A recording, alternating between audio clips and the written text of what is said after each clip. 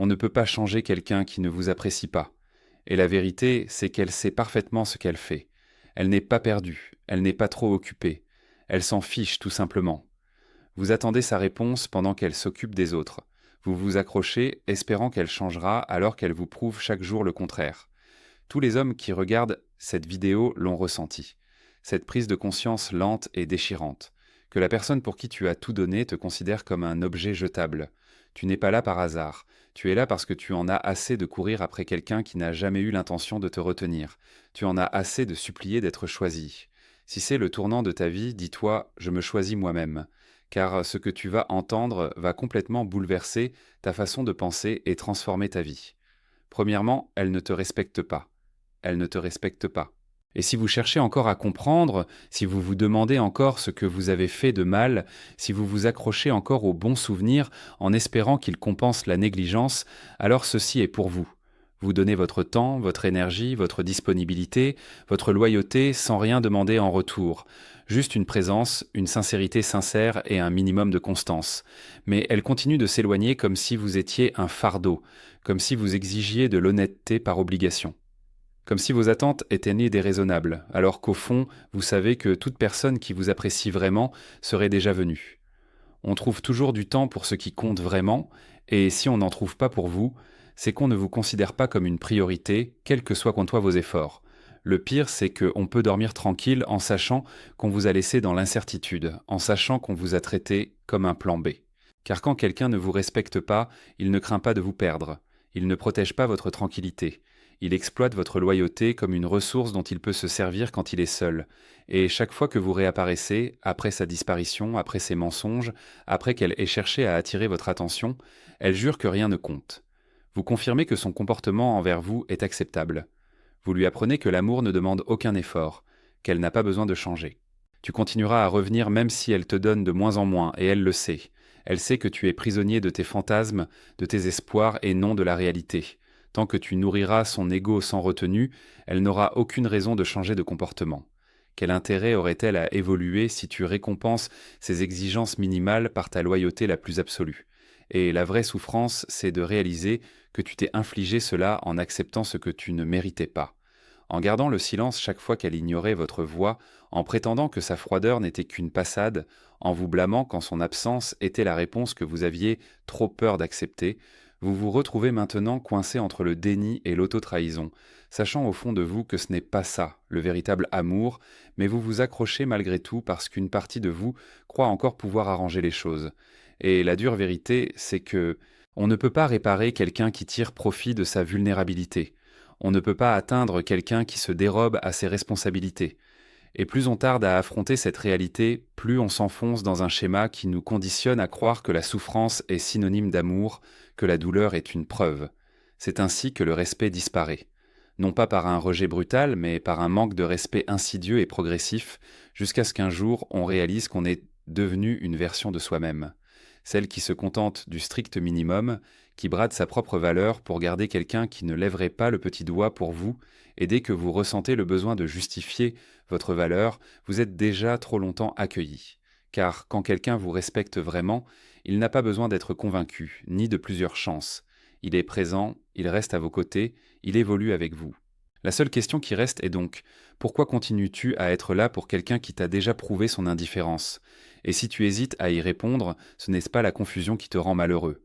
Tu as peur, peur de renoncer à l'illusion, peur de ce que signifie guérir sans elle, peur qu'en abandonnant tes efforts, tu confirmes que tu n'as jamais été à la hauteur.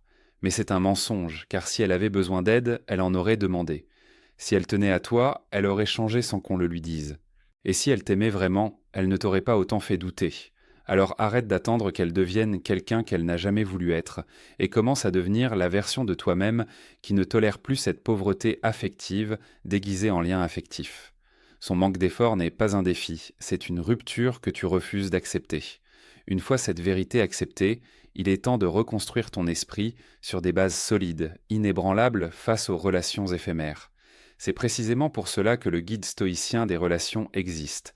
Pour les hommes comme vous, prêts à se libérer de la confusion, de la trahison et du chaos émotionnel, et à bâtir une vie fondée sur la vérité, la paix et la force. Ce n'est pas un livre comme les autres, c'est un manuel basé sur des principes stoïciens intemporels qui s'adressent directement à votre situation, conçu pour transformer votre état d'esprit instantanément et durablement. Et maintenant, il est disponible en livre audio pour que vous puissiez l'emporter partout. Écoutez-le en marchant, en faisant votre jogging, en conduisant ou simplement en respirant l'air frais, car la croissance personnelle ne doit pas attendre. Cette sagesse transformatrice vous appartient pour toujours. Lorsque la vie vous met à l'épreuve, lorsque vous sentez que vous perdez pied, vous pourrez toujours compter sur la voix et les conseils de ce livre. Toujours. Le lien se trouve dans les commentaires. Numéro 2. Cesse d'espérer qu'elle change. Cesse d'espérer qu'elle change. Car plus tu t'accroches à l'illusion que son silence est temporaire, que sa froideur cache une chaleur, qu'un jour elle se réveillera et appréciera tout ce que tu as fait, plus tu t'enfermes dans une prison faite de tes propres attentes. Tu restes là à attendre des signes, à interpréter les émojis, à réinterpréter les messages, à supposer que son indifférence est secrètement une souffrance. Elle te repousse parce qu'elle tient trop à toi. En réalité, elle a déjà tourné la page et seul ton cœur fait encore semblant que cette relation existe. Mais son comportement le prouve. Quand quelqu'un veut évoluer avec toi, il ne te laisse pas mendier des choses essentielles, il ne te fait pas mériter les conversations, il ne montre pas d'affection seulement quand il sent que tu prends tes distances, et pourtant tu restes. Vous alimentez son détachement par votre engagement en vous disant qu'elle a juste besoin de temps, alors que le temps est précisément ce qu'on lui a donné et qu'elle n'en a rien fait. La triste réalité, c'est que son confort face à votre douleur n'est pas un signe qu'elle souffre, mais un signe qu'elle n'est pas impliquée. Car on n'ignore pas ce qui compte pour soi, on ne néglige pas ceux qu'on craint de perdre. Et si elle tenait vraiment à vous, vous ne seriez pas dans cette situation, vous ne remettriez pas chaque mot en question. Chaque retard, chaque réponse à moitié convaincante, chaque fois que tu lui donnes une nouvelle chance, chaque fois que tu baisses tes exigences au nom de l'amour, tu lui donnes davantage la permission de rester exactement la même. Car pourquoi évoluerait-elle si elle est déjà récompensée pour un minimum d'effort ? Quand elle sait que tu seras toujours là, quand elle te voit redoubler d'efforts à mesure qu'elle se refroidit, la vérité que tu refuses d'admettre, c'est qu'elle ne travaille pas sur elle-même. Elle cherche simplement à te maintenir sous son emprise émotionnelle suffisamment longtemps pour que tu ne te sentes pas coupable quand elle finira par partir. Et avant même que tu t'en rendes compte, vous serez déjà plongé depuis des mois dans des conversations stériles, des excuses qui ne mènent à rien, dans des cycles qui se terminent toujours par des excuses de ta part pour t'être trop investi. Ce n'est pas qu'elle soit incapable de changer, c'est qu'elle ne veut pas changer pour toi.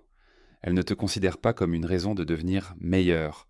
Car si c'était le cas, vous ne seriez pas là, à regarder une vidéo et à tenter de décrypter un comportement qui s'est déjà révélé de lui-même par son absence, son incohérence et son manque d'effort. Et si vous pensez, c'est peut-être juste une question de timing, peut-être qu'elle a besoin de se reconstruire, peut-être qu'elle n'a jamais connu un amour comme le vôtre. Demandez-vous combien de fois vous avez utilisé cette même excuse pour justifier ce que personne d'autre ne tolérerait. Et à quel moment votre patience se transforme-t-elle en trahison envers vous-même ? À quel moment l'attente se transforme-t-elle en déni volontaire de votre propre valeur ?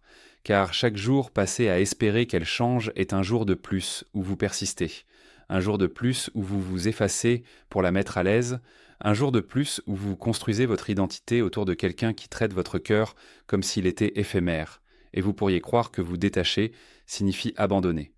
Mais en réalité, c'est la chose la plus puissante que vous puissiez faire. Parce que c'est le moment où vous cessez de confier votre vie à quelqu'un qui n'a jamais su quoi en faire et où vous commencez à vous montrer ce que signifie aimer en posant des limites, à vous éloigner de l'incohérence, à rejeter la confusion déguisée en connexion. Et cela commence par choisir la clarté plutôt que le chaos, l'espace plutôt que les doutes, la liberté plutôt que l'illusion. Non pas parce que vous avez cessé de vous soucier des autres, mais parce que vous avez commencé à vous soucier de vous-même, bien plus que l'image que vous vous en êtes faite. Et lorsque vous cessez d'espérer qu'elle change, vous ouvrez la voie à votre propre transformation, à une discipline accrue, au retour de l'estime de soi et à des principes qui deviennent une ligne de conduite et non une valeur que vous renoncez à chaque miette qu'elle vous tend. Numéro 3, brisez le piège mental. Ce qui vous bloque, ce n'est pas son rejet. Mais les mensonges que tu te racontes sans cesse pour justifier de rester attaché à quelqu'un qui t'a déjà laissé, partir de toutes les manières importantes. Tu restes là à repasser chaque instant, chaque message, chaque conversation, à essayer de comprendre où ça a mal tourné, te demandant si tu n'étais pas trop disponible, trop vulnérable, trop empressé et de t'investir, Alors qu'en réalité, ce n'était jamais une question d'effort, mais du fait que ta présence n'a jamais été vraiment appréciée. Au lieu de voir les choses clairement, tu as transformé son manque d'intérêt en défi, en quelque chose à mériter, comme si l'amour était une récompense pour la persévérance. C'est ainsi que le piège se referme. Non pas parce qu'elle t'a dit que tu n'étais pas à la hauteur, mais parce qu'elle t'a témoigné juste assez d'attention pour te maintenir dans l'incertitude, pour te faire miroiter des possibilités, tout en te cachant l'essentiel. Tu as alors confondu la douleur de l'inconstance avec la profondeur. Vous confondez les bouleversements émotionnels avec la passion, et croyez que le manque d'affection qu'elle vous inflige est la preuve qu'il vous faut simplement faire vos preuves davantage. Plus vous persistez dans cet état d'esprit, plus vous vous persuadez que son approbation a une incidence sur votre valeur. Sans vous en rendre compte, vous placez sa validation au-dessus de votre propre paix intérieure, de votre propre temps, de vos propres valeurs, jusqu'au jour où vous ne vous reconnaissez plus. Parce que tout en vous est construit autour de la tentative de capter l'attention de quelqu'un qui a cessé d'être émotionnellement présent depuis longtemps, et vous continuez d'espérer qu'en restant suffisamment loyal, patient et silencieux, elle finira par changer d'avis, mais elle ne change pas.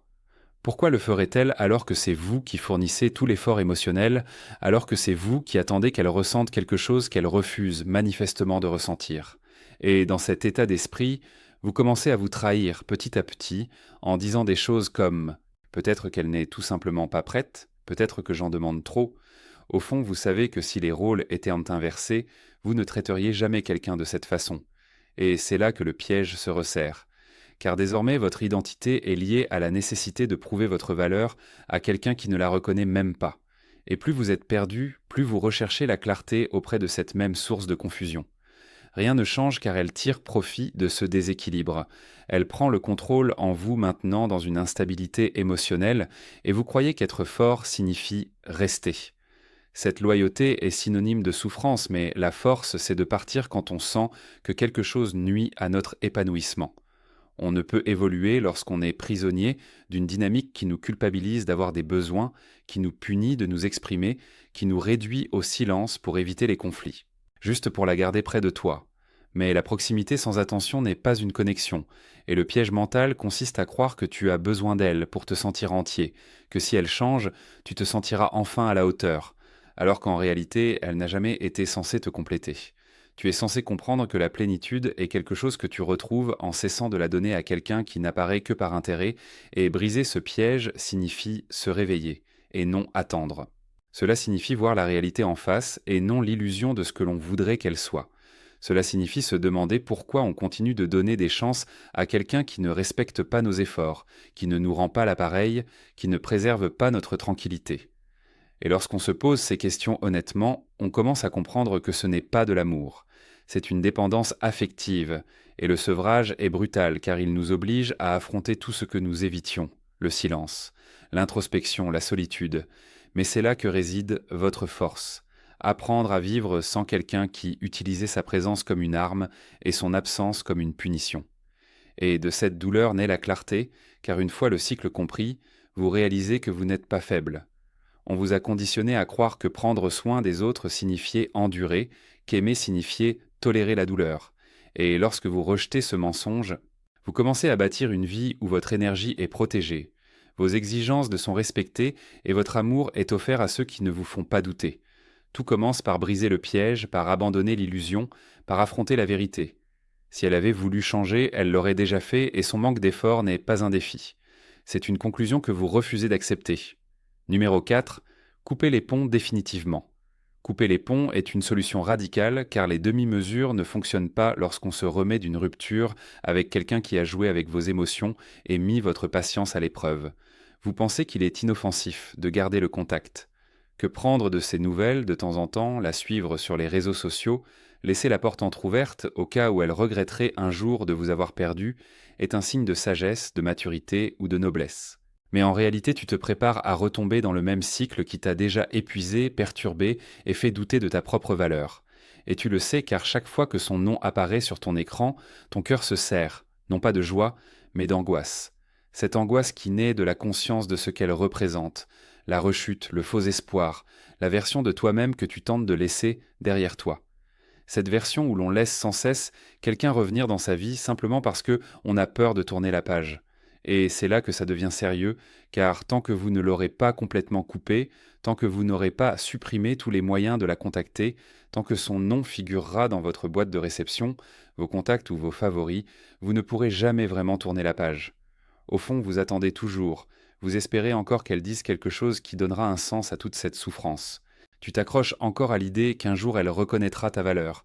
Mais ce n'est pas guérir, c'est de l'auto-sabotage déguisé en espoir, et on ne peut pas construire un avenir en restant assis dans une pièce où le passé est grand ouvert, surtout quand ce passé est une personne qui avait accès à ce que tu avais de meilleur et qui le considérait comme un fardeau, qui te faisait croire que tu devais mériter l'amour que tu donnais déjà, qui apparaissait et disparaissait de ta vie comme si tes sentiments étaient facultatifs.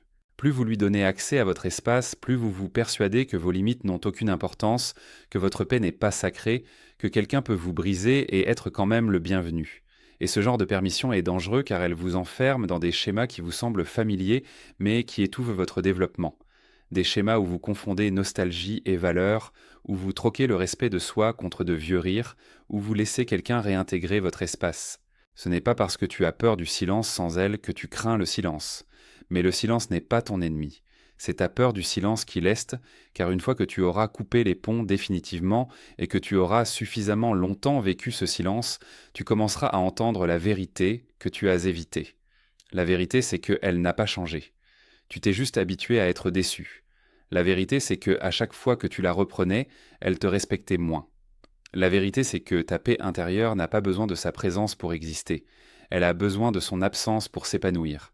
Et ce genre de clarté ne s'acquiert pas par de longues discussions, des réunions de clôture ou des adieux en douceur.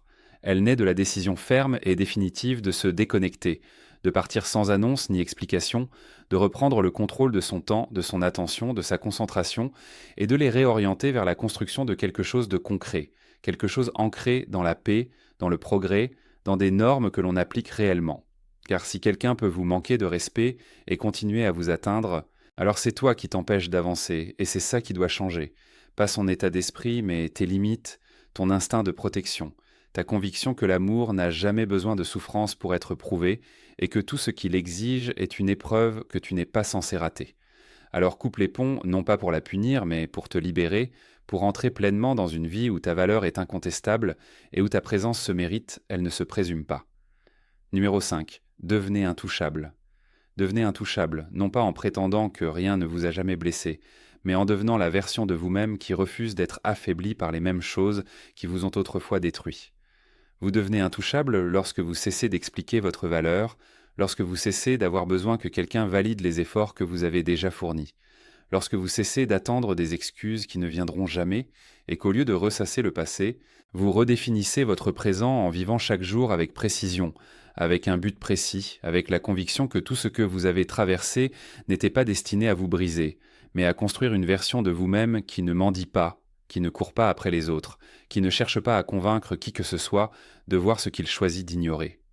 Vous comprenez alors que votre temps est précieux, et que la façon dont vous l'utilisez définit votre valeur, et lorsque vous le gaspillez avec des personnes qui vous font sentir remplaçable, votre valeur diminue.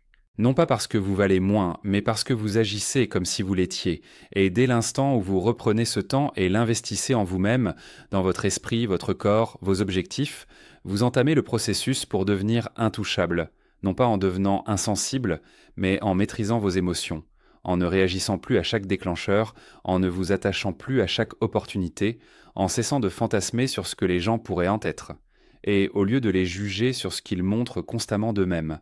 Et lorsque vous opérez ce changement, votre énergie se transforme, votre posture change, vos exigences s'élèvent, non pas par volonté d'être dur, mais parce que vous en avez assez d'être traité comme un faible.